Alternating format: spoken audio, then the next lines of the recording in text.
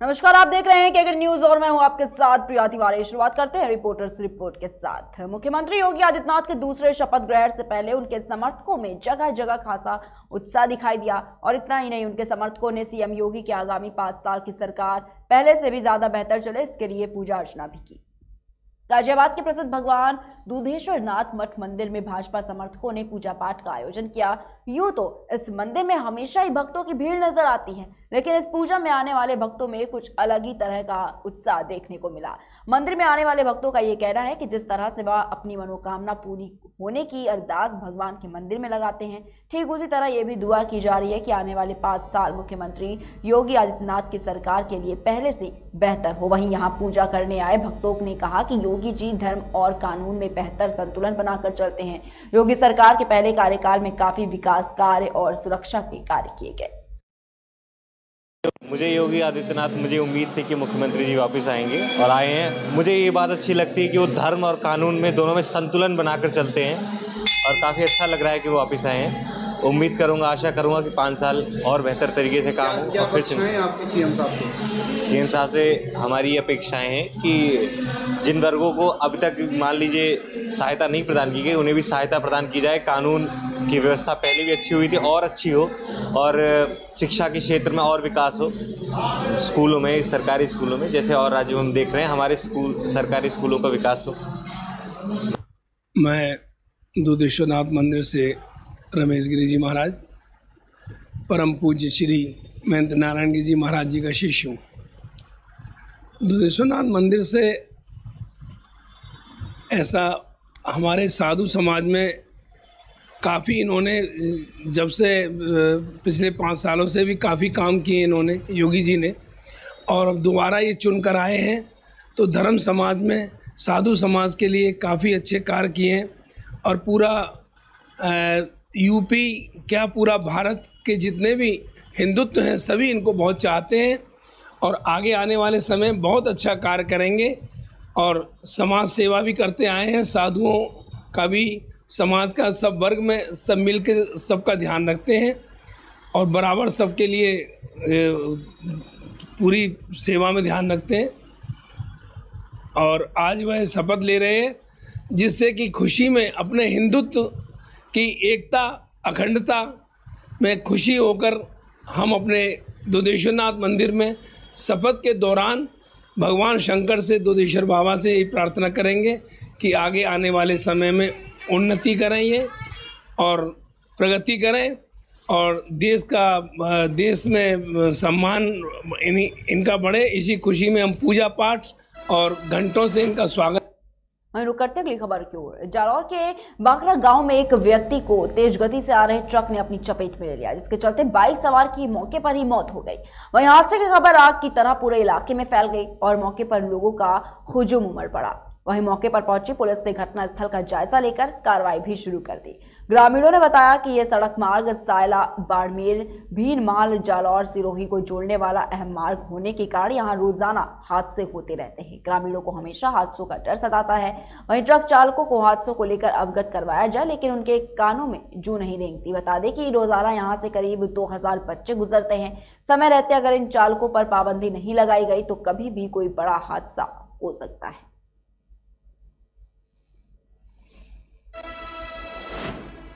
वहीं बांदा में अनियंत्रित ट्रैक्टर के पलटने से एक युवक की मौत हो गई है। घटना के स्थल पर मौजूद लोगों ने मृतक को आनन फानन में जिला अस्पताल के ट्रामा सेंटर पहुंचाया। वहीं हादसे की जानकारी होने के बाद से परिजनों का रो रो कर बुरा हाल है। आपको बता दें कि मृतक युवक मवई बुजुर्ग गांव के पूर्व प्रधान के घर पर ट्रैक्टर चलाने का काम करता था।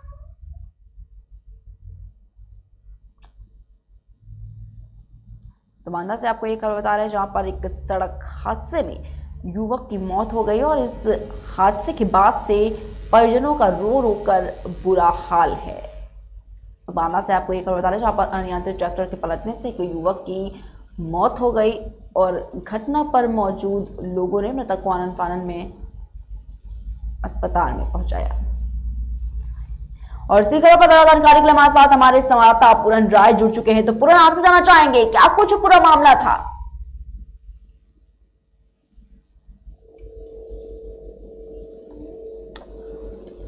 पूरन, आपसे जानना चाहेंगे क्या कुछ पूरा मामला था? जी मैम, मैं आपको बता दूं ये पूरा मामला शहर मुख्यालय के ग्राम पंचायत मवई बुजुर्ग के गांव का है, जहां पर खंड एक्सप्रेसवे बन रहा था। वहां से एक ट्रैक्टर मिट्टी ढोने का काम करता था।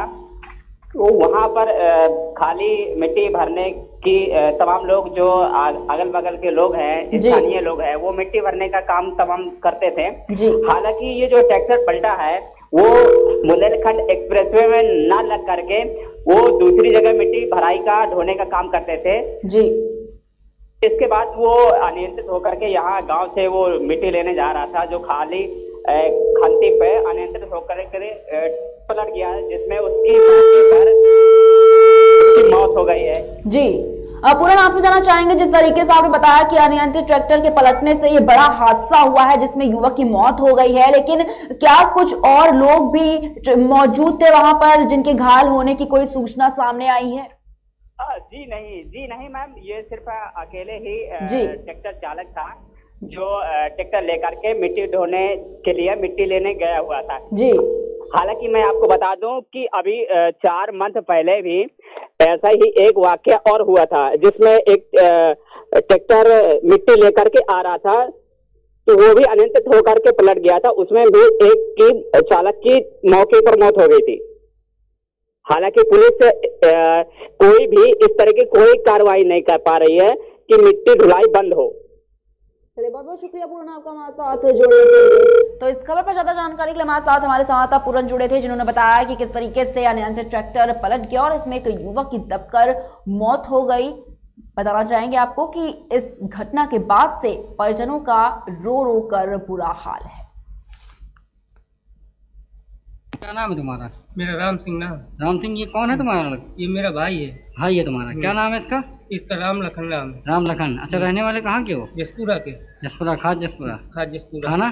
थाना जसपुरा। ये बताओ, ये क्या करता था, क्या घटना हुई इसके साथ? ये गाड़ी चलाता रहा इधर मवई में। मवई में? हाँ, लल्लू प्रधान की। क्या, कौन सी गाड़ी? ये महिंद्रा थी। अच्छा, तो अभी जो घटना हुई है वो किस चीज से हुई है? ये वही ट्रैक्टर से हुआ है। ट्रैक्टर से? ट्रैक्टर चला रहा था? ट्रैक्टर चला रहा था। किसका ट्रैक्टर चलाता था? लल्लू प्रधान का। लल्लू प्रधान प्रवासी में प्रधान रहे। अच्छा, अगली इसमें नहीं है? अब नहीं। अच्छा, पूर्व प्रधान थे वो? हाँ। तो उसमें इनका ट्रैक्टर चलाता था? हाँ, ट्रैक्टर चलाता रहा है। 4-5 महीना हो गए। कहाँ के प्रधान थे वो? ये मवई में। मवई के प्रधान। तो उनका ट्रैक्टर चलाता था? गाड़ी चलाता रहा ट्रैक्टर। तो फिर क्या हुआ इसके साथ? इसके साथ क्या हुआ कि गाड़ी कहते हैं पलट गया, ट्रैक्टर पलट गया। अच्छा, तो उसी में इसकी मौत हो गई? हाँ, उसी में मौत बोल रहे हैं। अच्छा, तो वो कुछ कह रहे हैं? कुछ वो अब नहीं कुछ कह रहे हैं, देखो क्या करते हैं। चला के भी चले गए। अच्छा अच्छा, अब आए हैं। ट्रैक्टर पलटने से इसकी मौत हो गई है? मौत हो गई, इसके बाद भी अब आए। जनपद बांदा में ऑपरेशन। वहीं बांदा पुलिस ने अंतर जनपदीय वाहन चोर गैंग के 3 अभियुक्तों को गिरफ्तार कर लिया है। आपको बता दें कि एसपी द्वारा चलाए जा रहे ऑपरेशन क्लीन के तहत पैलानी पुलिस को यह बड़ी सफलता हाथ लगी है। वहीं पुलिस ने अभियुक्तों की निशानदेही पर चोरी की 14 मोटरसाइकिलें भी बरामद की हैं। वहीं गैंग के 2 अभियुक्त अभी भी फरार चल रहे हैं। साथ ही आपको बताना चाहेंगे कि वाहन चोर गैंग के सक्रिय सदस्य हमीरपुर, बांदा और महोबा में लगातार चोरी की घटनाओं को अंजाम दे रहे थे। जनपद बांदा में ऑपरेशन क्लीन जो चलाया जा रहा है, इसके तहत आज एक बड़ी सफलता मिली है। एक वाहन चोरी का गैंग जो कि लगातार जनपद में वाहन चोरियों को अंजाम दे रहा था, उसको हम लोगों ने पकड़ा है। इसमें टोटल 3 लोगों को हम लोगों ने गिरफ्तार किया है और 2 लोग इसमें अभी वांछित हैं। टोटल 14 मोटरसाइकिलें बरामद हुई हैं जो अलग अलग जगहों से चोरी हुई थी। इनमें से इस गैंग में एक व्यक्ति जो पकड़ा गया है वो हमीरपुर का भी रहने वाला है।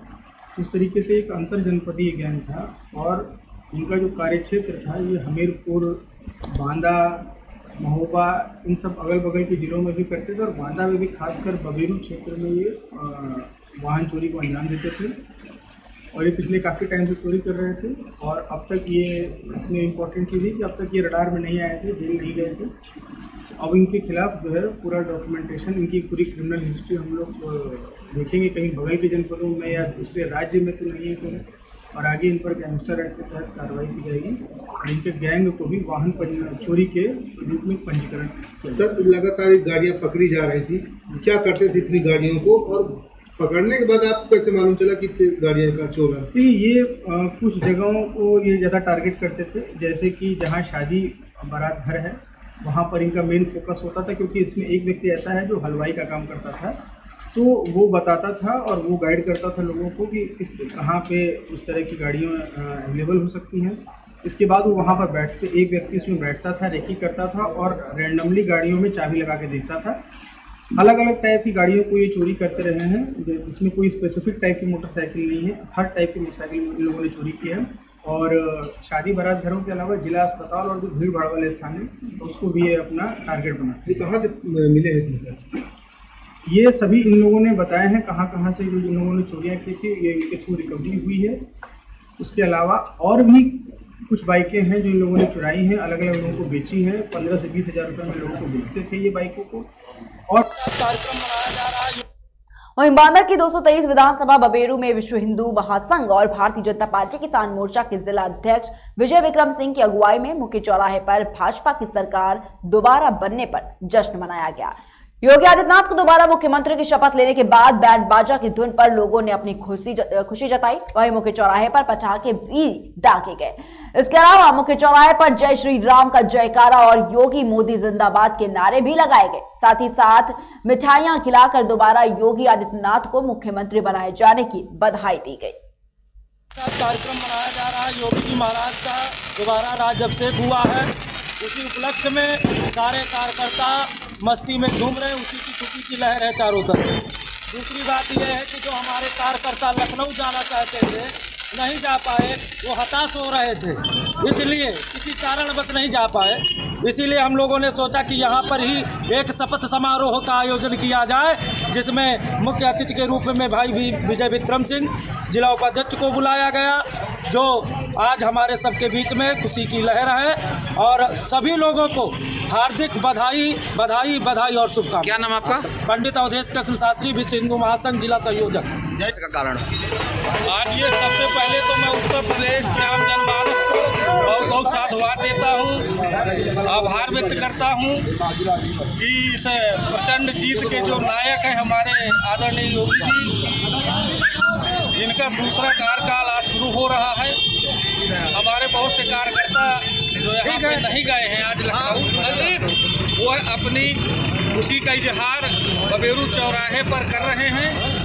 और जो आने वाला ये दूसरा कार्यकाल है, ये हम लोगों की भाजपा एवं सभी शुभचिंतकों की जो परीक्षा की घड़ी है, इस परीक्षा में हम लोग खरे उतरेंगे और सतत प्रयास से इस उत्तर प्रदेश को नंबर 1 का प्रदेश बनाएंगे। और पुनः इस उत्तर प्रदेश के आम जनमानस को बहुत बहुत बधाई देता हूँ।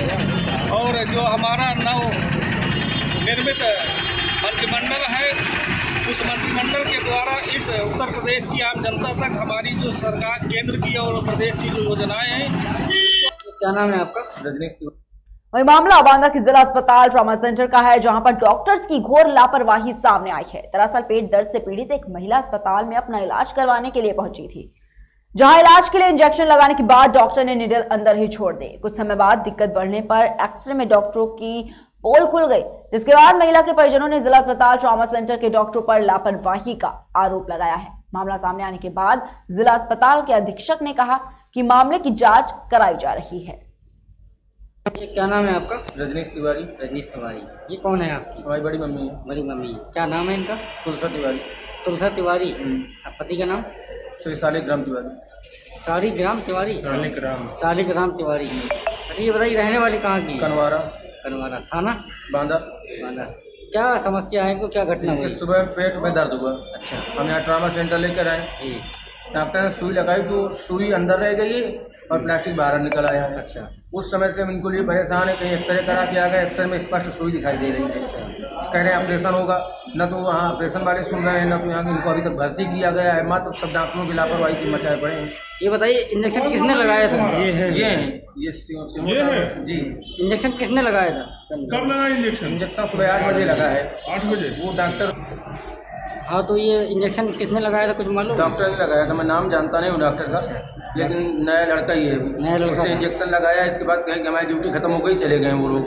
अब सुबह से हम कहीं एक्सरे में जाते हैं, कहीं 12 नंबर जाते हैं। एक्सरे करवाया आपने? एक्सरा करवाया, एक्सरे में स्पष्ट सुई दिखाई दे रही है। सीएमओ साहब के पास भी गए, सीएमओ साहब अभी आए हैं, वो भी चले गए देख के। कोई मतलब सुनाई नहीं हो रही ना। अब अभी हम अपना शांति से प्रक्रिया कर रहे हैं। मरीज आपका परेशान है? मरीज परेशान है, मरीज के साथ में हम लोग हैं, हम परेशान हैं। किसकी लापरवाही मानते हैं? डॉक्टरों की लापरवाही मानेंगे, डॉक्टर स्टाफ की ना। वही बात है भाई, सुई तो डॉक्टर ने लगाई है ना। अच्छा, तो नया लड़का था कोई है जी? चला गया, बोले ड्यूटी खत्म है भाई। इसमें आप क्या चाहते हैं? हम चाहते हैं कि हमें मरीज को सुरक्षित जो भी खर्चा है वो सब यही इनको ही वहन करना पड़ेगा और हमारे मरीज को सुरक्षित हमें वापस करें। इसमें आपको जिला अस्पताल की लापरवाही लग रही है? पूर्णतः जिला अस्पताल की लापरवाही है। क्या क्वेश्चन? देखिए, एक जो है ये उसको इंजेक्शन लगाया गया और जब सीरिंज इंजेक्शन लगा के सीरिंज खींची गई है तो जहाँ सीरिंज जो स्टील की होती है और जहाँ प्लास्टिक में उसका जॉइंट होता है हब पे, उस जॉइंट से खुल गया है। संभवतः एक मैन्युफैक्चरिंग डिफेक्ट है, ऐसा होता नहीं है कभी। जो मेरे जीवन में पहली बार ये पहला केस है देखने को मिला, तो उसका हम लोगों ने तुरंत संज्ञान लिया, उसका एक्सरे कराया गया और ओटी में ले जाके हमारे सर्जन और ऑर्थोपेडिक सर्जन ने मिलकर तुरंत उसका जो नीडल निकाल लिया। तो मैं इसको भी देखूंगा कौन सी कंपनी की है, ये देखा मैंने और देखूंगा इसको। उसमें और कोई नीडल, उस कंपनी की तमाम नीडल सप्लाई में आ रही है, ऐसा कभी नहीं हुआ, लेकिन उस पर्टिकुलर केस में हुआ। हो सकता है गर्मी की वजह से या जो भी हो, लेकिन होना तो नहीं चाहिए। फिर भी हम उसको देखेंगे। गला रेत कर हत्या की गई है क्या? वहीं यूपी के कौशाम्बी जिले में इन दिनों हत्याओं का ग्राफ निरंतर बढ़ता जा रहा है। आए दिन कोई ना कोई हत्या की घटना सामने आ रही है। वहीं ताजा मामला थाना पश्चिम सरीरा के अमीना गुर्राजू गांव का है, जहां एक महिला की गला रेत कर हत्या कर दी गई। आपको बता दें कि थाना पश्चिम सरीरा क्षेत्र के अमीना गुर्राजू गांव में उस वक्त सनसनी फैल गई जब शुक्रवार की रात महिला का रक्त रंजित शव मिलने की जानकारी सामने आई। घटना की जानकारी मिलते ही मौके पर पहुंची पुलिस ने शव को कब्जे में लेकर पोस्टमार्टम के लिए भेज दिया है। साथ ही साथ पुलिस लगातार इस पूरे मामले की जांच पड़ताल में जुटी हुई है। गला रेत कर हत्या की गई है, क्या है पूरा मामला? देखिए, सुबह थाना पश्चिम सरीरा में ग्राम अमीनाबाद से सूचना मिली थी कि एक महिला है करीब 40 वर्षीय, जिनका नाम शशि है और उनके पति का नाम जयचंद है। ये अपने घर में मृत अवस्था में पड़ी हुई है। इसी पे तत्काल थाना प्रभारी पश्चिम सरीरा और क्षेत्राधिकारी सदर पीर बाबा में वही हजरत इत्रशाह दाता चिश्ती रहमतुल्लाह निवार नदी कटनी पीर बाबा के उर्स का मेला आयोजित किया गया और इस मेले में मिलाद शरीफ 24 मार्च से 27 मार्च तक ये चलेगा। और आपको बताना चाहेंगे कि 27 मार्च को महफिल समा सुबह 9 बजे से शुरू होगी, जिसमें पीर बाबा के अध्यक्ष तनवीर खान भी मौजूद रहेंगे और सरपरस्ती में बिजरावगढ़ के विधायक भी मौजूद रहेंगे। साथ ही शहर के सम्मानित लोग भी कार्यक्रम में उपस्थित रहेंगे। कई सालों से उर्स मेला का ये सिलसिला जारी है, जबकि बीते 2 सालों में कोरोना के चलते ये मेला नहीं हो सका। तो पीर बाबा में उर्स का कार्यक्रम है, उसके बारे में थोड़ा सा आप ताकीद कराइए। आज 25 तारीख से पीर बाबा निवार नदी का उर्स शुरू हो चुका है। कल 26 को भी कव्वाली है, आज 25 को भी कव्वाली है। रात 10 बजे से कव्वाली शुरू होगी। जी, आपका शुभ नाम? मोहम्मद नसीम खान। नमस्ते। वहीं मध्य प्रदेश के मुख्यमंत्री शिवराज सिंह चौहान ने आज भोपाल से पढ़ने वाले बच्चों को लगभग 331 करोड़ रुपए की राशि डीबीटी के माध्यम से खाते में डाली। और इस अवसर पर सभी छात्र छात्राओं को संबोधित करते हुए मुख्यमंत्री ने कहा कि मैं भी एक किसान का बेटा हूं और सरकारी स्कूल में पढ़ा हूं और मैं भी आपके जैसे ही परिवार का व्यक्ति हूं और किराए के मकान लेकर भोपाल में पढ़ा हूं। इस दौरान मुख्यमंत्री ने 51 जिले के अनेक मेधावी छात्रों के साथ वीडियो कॉन्फ्रेंसिंग के जरिए बातचीत की। नमस्ते, मेरा नाम शुभम विश्वकर्मा है। मैं वर्तमान में IIM कलकत्ता में MBA सेकेंड ईयर स्टूडेंट हूँ। आज मुझे यह बताते हुए अत्यंत खुशी हो रही है कि माननीय मुख्यमंत्री जी श्री शिवराज सिंह चौहान जी के द्वारा मुझे 11,54,500 रुपए की स्कॉलरशिप प्रदान की गई। चूंकि MBA की कुल फीस 23 लाख रुपए है, जिसमें से मुझे 1 वर्ष की फीस स्कॉलरशिप के रूप में प्रदान की गई है। मैं आपके चैनल के माध्यम से मुख्यमंत्री जी का धन्यवाद अदा करना चाहूँगा। आज मुख्यमंत्री जी के द्वारा वीडियो कॉन्फ्रेंसिंग के जरिए मुझे इस बात की जानकारी दी गई। चूंकि मेरा एग्जाम था, इसलिए मैं उस कार्यक्रम में उपस्थित नहीं हो पाया, परंतु मेरे पिताजी श्री सुजान विश्वकर्मा जी ने कार्यक्रम में उपस्थित होकर मुख्यमंत्री जी का धन्यवाद अदा करा। मैं आशा करता हूं कि भविष्य में भी इसी तरह आपका स्नेह और आशीर्वाद मुझ पर बना रहेगा। धन्यवाद। मेरा नाम सुजान विश्वकर्मा है। मेरा लड़का बुदनी का निवासी हूँ मैं। लकड़ी का खिलौने काम है छोटा सा, जिसमें लड़के ने मेरी IIM कलकत्ता में पढ़ाई कर रहा है, जिसकी मुझे बहुत बड़ी राशि मतलब यहाँ से स्कॉलर के रूप में मिली है, जो मैं सोच भी नहीं सकता था। न मेरे हाथ पैर टूट सकते थे कि मतलब इतनी बड़ी पढ़ाई में नहीं कर सकता था। शुभम विश्वकर्मा जो मेरा पुत्र है वो कलकत्ता में पढ़ाई कर रहा हूँ IIM की। तो मैं CM साहब का बहुत बहुत धन्यवाद देना चाहता हूँ और सारे ऑफिसरों का धन्यवाद, जिन्होंने बहुत मेरे को सहयोग किया। मेरे को कोई मतलब दिक्कत नहीं हुई यहाँ पर। वहीं एक तरफ जहां ये सरकार बच्चों के भविष्य के लिए करोड़ों रुपए फूंक रही है, तो वहीं दूसरी तरफ सरकारी शिक्षकों के चलते ये पैसा बेकार होता नजर आ रहा है। सरकारी स्कूल में पढ़ाई तो दूर, शिक्षक भी नजर नहीं आते। ऐसा ही मामला देखने को मिला है संभल के थाना धनारी क्षेत्र के गांव कल्हा उच्च प्राथमिक विद्यालय में, जहां कोई भी अध्यापक नहीं पहुंच रहे। स्कूल बच्चों ने बताया कि हमारे गुरुजी कभी 9 बजे से पहले स्कूल नहीं आते। स्कूल में जहां शिक्षक नदारत मिले तो वहीं बच्चे आसपास लगे टीचर का इंतजार करते नजर आए। सरकारी टीचर्स का अपने काम के प्रति रवैया सवाल खड़ा करता है, जहां भविष्य बनाने के लिए बच्चे तो स्कूल में थे, लेकिन उनके शिक्षक ही नजर नहीं आए। बेटा क्या नाम तुम्हारा? कौन सी क्लास में पढ़ते हो? कक्षा 5। अच्छा, मास्टर अभी नहीं आए गुरुजी? कितने समय तक आ जाएंगे? 9 तो बज गए अब। बेटा क्या नाम है तुम्हारा? बंटी। कौन सी क्लास में पढ़ते हो? 4। ये गांव कौन सा है? गुरुजी अभी नहीं आए हैं? कितना समय हो रहा है? 9। अच्छा, डेली ऐसे ही आते हैं, कभी कभी आते हैं मतलब? डेली। लेट से आते हैं। खबर गाजियाबाद से है, जहां बेटा और नोली रेलवे स्टेशन के बीच ट्रेन से कटकर युवक की दर्दनाक मौत हो गई। सूचना मिलने पर स्थानीय पुलिस मौके पर पहुंची और शव को कब्जे में लेकर पोस्टमार्टम के लिए भेज दिया। वहीं मृतक की जेब से आधार कार्ड मिला, जिससे पुलिस मृतक की पहचान करने में जुटी है। स्थानीय लोगों का कहना है कि मृतक काफी समय से ट्रेन की पटरी पर बैठा था। इसी बीच दिल्ली से शामली जाने वाली ट्रेन की चपेट में आकर उसकी मौत हो गई। लखीमपुर खीरी के गोला बिजुआ मेन रोड पर भयंकर सड़क हादसा देखने को मिला। आपको बता दें कि गोला बिजुआ हाईवे पर साइकिल और कार में भीषण टक्कर हो गई, जिसमें साइकिल चालक की मौके पर ही दर्दनाक मौत हो गई। बताया जा रहा है कि साइकिल चालक सूरज वर्मा शिवपुरी बिजुआ का रहने वाला है।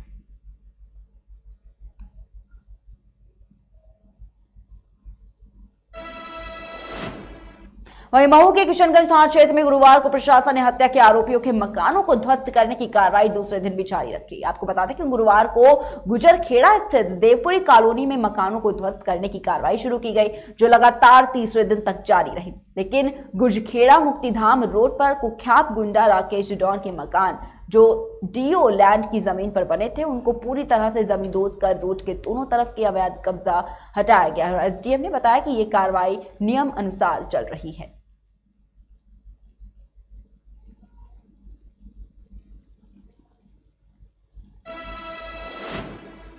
वहीं किसानों की समस्याओं को लेकर उत्तर प्रदेश सरकार लगातार किसानों को खेती से संबंधित हर तरह की सुविधाएं उपलब्ध कराने का प्रयास करती रही, लेकिन बांदा में कुछ बालू माफिया किसानों को लगातार परेशान कर रहे हैं। उनके खेतों में अवैध खनन करके डरा धमका कर खेतों को बर्बाद किया जा रहा है, जिससे किसान परेशान है। और ऐसे में ही एक किसान ने मरौली खंड 4 के संचालक से परेशान होकर के जिलाधिकारी के समक्ष गुहार लगाई। आपको बता दें कि कलेक्ट्रेट परिसर में 24 मार्च को बांदा जिले के मठौद थाना क्षेत्र के मरौली ग्राम के निवासी ने अपने प्रार्थना पत्र के माध्यम से जिलाधिकारी को भी अवगत कराते हुए बताया था कि मरौली खंड 4 वालों के द्वारा जबरन उसकी जमीन से दिन रात बालू निकाली जा रही है। मना करने पर जान से मारने की धमकी दी जा रही है। अब देखने वाली बात है कि किसान की समस्या पर जिला प्रशासन कितनी गंभीरता से कार्यवाही करता है। क्या नाम है? कैलाश नाम। कौन सा गाँव है? मरौली डेरा। मरौली डेरा। क्या समस्या है? क्या हो गया? हमारे धान के मतलब गाड़ी निकल रही आपको की खेत से हमारी खेती उधार जबरदस्ती उधार हम पैसा मांगने गए तो हमको मारो भाई।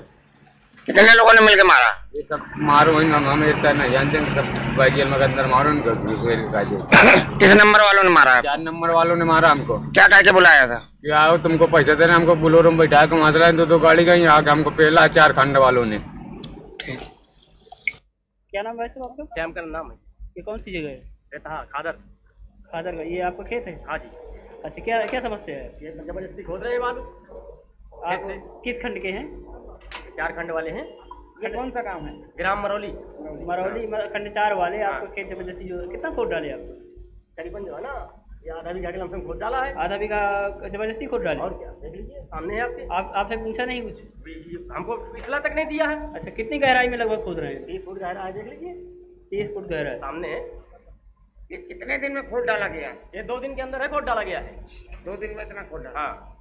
तो आप कहीं एप्लीकेशन दिए हो? सगले दिया है, डीएम से लेके एसपी, आईजी क्या बोले? सगले दिया है, बोले कार्रवाई होगी। खदान वाले क्या करते हैं? जबरदस्ती खोद रहे हैं? और क्या, जबरदस्ती तो खोद रहे हैं। कोई खदान ना देने के बाद मना किया हो खदान? और क्या मना किया है? तो क्या बोल रहे हैं? हम लोग रात भर यहाँ लेटने के बावजूद भी खोद लिया। तो क्या कहते जब रात में लेटते हैं? कह रहे ऐसा करेंगे वैसा करेंगे। कैसा करेंगे? मारेंगे। मारते भी हैं? और क्या, मारा है आप? मारा। वहीं सीहोर के ग्राम बारवा खेड़ी में त्यागी परिवार ने 7 दिवसीय श्री शिव महापुराण कथा का आयोजन कराया था और इस दौरान उज्जैन के पंडित महेश गुरु ने कथा वचन की। कथा कार्यक्रम का आज समापन हो गया। समापन के अवसर पर विशाल भंडारे का आयोजन किया गया। भंडारे में वरिष्ठ भाजपा नेता और पूर्व विधायक, पूर्व मंत्री, विधायक सहित हजारों श्रद्धालु शामिल हुए। सीहोर के पूर्व विधायक ने सभी संत, महंत, पंडित और कार्यकर्ताओं का आभार भी व्यक्त किया।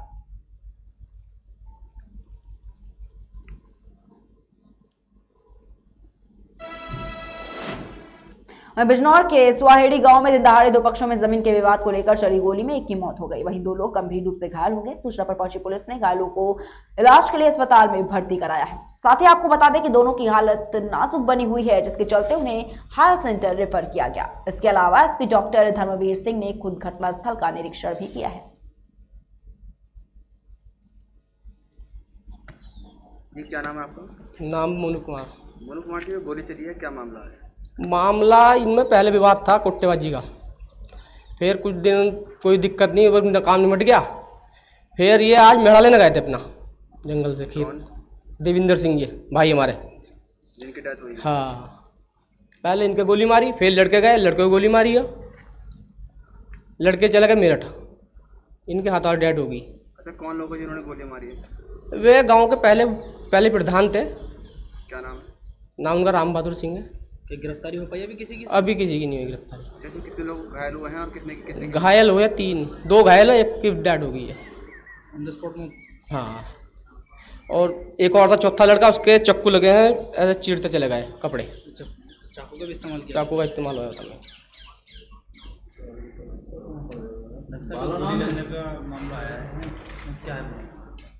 हाँ, सुहाहेड़ी में गोली चली है, उसमें से 2 लोग तो घायल हैं, गंभीर रूप से घायल थे। दोनों को मेरठ रेफर कर दिया गया है और 1 लोगों की डेथ हो गई है। उसमें घायलों में अतुल हैं और मोहित, भाई हैं दोनों। ये दोनों घायल थे। और संसार सिंह